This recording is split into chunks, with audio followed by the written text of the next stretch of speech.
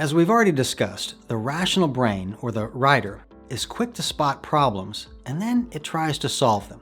Now that triggers a cycle of overthinking, often leading to a decision paralysis.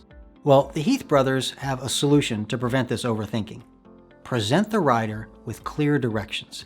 Now, they give the example of two professors at West Virginia University who made a compelling case for a healthy diet.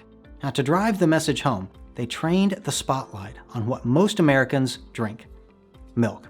It's a great source of calcium, but also the largest source of saturated fat in the American diet. Now, the professors knew that Americans could cut down fat by switching from whole milk to low-fat or 1% milk. So, they ran a punchy media campaign highlighting the monstrous amount of fat even in a glass of whole milk. Now, that is equivalent to 5 strips of bacon. Now, the market share of 1% milk jumped from 18% to 35%. Instead of a vague message, eat healthier, the researchers removed ambiguity and scripted the critical move: switch to 1% milk, and the West Virginians did. Now, a black and white goal gives a concrete vision of the future. Instead of, "I'll be healthier this year," try saying, "I'll go to the gym every day." No wiggle room for the rider. So, for you to be able to initiate change, the rational side of your brain needs a clear direction, a map of the moves, and a knowledge of its goal, where it's headed. Now, the Heaths call it a destination postcard. Now, how to provide a destination postcard?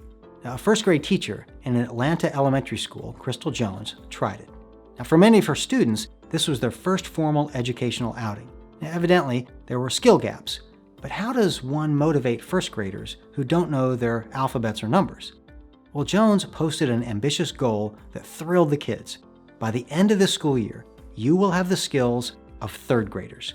And which first grader doesn't aspire to be like a way cooler, way smarter third grader? The kids were hooked. By spring, their test scores had reached second grade level. And by the end of the promised term, over 90% of them were at or above third grade level. The switch took just 9 months and an imaginative teacher to happen. Now, your takeaway: to capture the rational rider's attention, remove ambiguity and give a clear goal for the future.